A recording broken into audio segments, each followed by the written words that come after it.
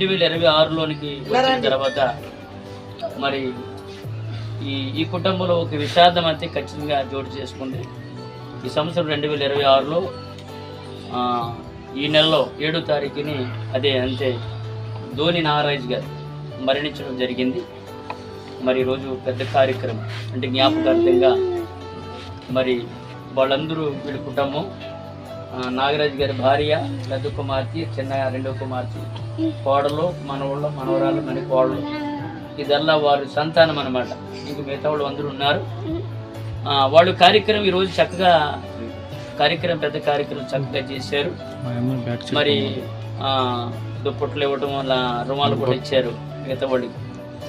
నేను ఒక మాట చెప్పాను, ఇది కూడా మీరు చేస్తే బాగుంటుందని చెప్పాను. ఏమిటంటే మీ నాన్నగారు చనిపోయిన సందర్భంగా జ్ఞాపకార్థంగా పేదలైన వారికి ఈ చలికాలంలో కొన్ని దుప్పట్లు ఇస్తే బాగుంటుందని చెప్పి ఆడపిల్లలతో మాట్లాడడం జరిగింది. పిల్లలు వాడు ఎందుకంటే వెంటనే స్పందించారు. మంచిదయ్యా, మీరు చెప్పిన మాట బాగుంది, మేము ఆ కార్యక్రమాన్ని చేయగలుగుతామని చెప్పి వాళ్ళు అనడం జరిగింది.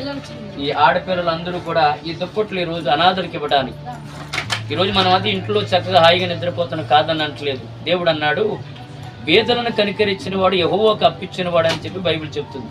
ఆ ప్రకారంగా మరి వాళ్ళందరూ ఆడపిల్లలు మరి ఈరోజు అనాథలకు మరి మనిషి దుప్పటి ఇవ్వడానికి కనపడ్డ వాళ్ళందరికీ చుట్టుపక్కల డేసుల్లో గట్టా చలికాలంలో చెలెట్టిపోతూ ఉంటారు. మరి ఈ సందర్భంలో మరి ఆ దుప్పట్లు పట్టుకుని వెళ్ళడానికి దేవుడు కృప చూపించాడు. ఇది ఎవరిని బట్టి చేస్తున్నామంటే దేవునికి మహిమార్థంగా మరి ధోని నాగరాజు గారి సందర్భాన్ని బట్టి, ఆయన మరణాన్ని బట్టి, ఆయన జ్ఞాపకార్థను బట్టి ఈరోజు కొందరికి అనాథలకు ఒక 50 మందికి దుప్పట్లు ఇవ్వడానికి దేవుడు కృప చూపించాడు. ఈ యొక్క మొదటి నెల 17వ తారీఖుని ఈరోజు కార్యక్రమం జరిగింది. కాబట్టి మరి ఆ కార్యక్రమం మరి వారి కుటుంబం కొరకు, తన బిడ్డల కొరకు, తన మనవరాల కొరకు మరి విషాదం అంటే బాధే కాదండి.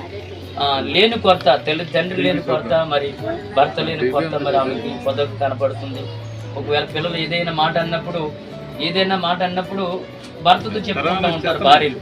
ఇప్పుడు ఆ భర్తకి చెప్పుకుంటా భర్త అతి కాలాన్ని విడిచి వెళ్ళిపోయారు, ఎవరు లేరు. ఈ రోజు మనము దేవుని చెప్పినట్టుగా యెషయా గ్రంథము 54వ అధ్యాయము 5వ వచనంలో చెప్పినట్టుగా నిన్ను సృష్టించిన వాడు నీకు భర్త ఉన్నట్టుగా మరి బ్రతికున్నంత కాలము దేవుడే ఆమెకు భర్త ఉండి కష్టకాలంలో ఏదైనా బాధ వచ్చినప్పుడు వేడటము, లేకపోతే వారి బాధ అన్ని బాధలు దేవుడితో చెప్పవలసిన ఉంది.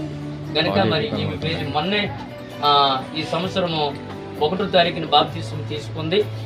బాప్తిసం తీసుకున్న తర్వాత మరి దేవుడు మరి ఇక్కడి నుంచి తన భార్య భర్తను మరి శ్రాద్ధం అంటే బాధాకారం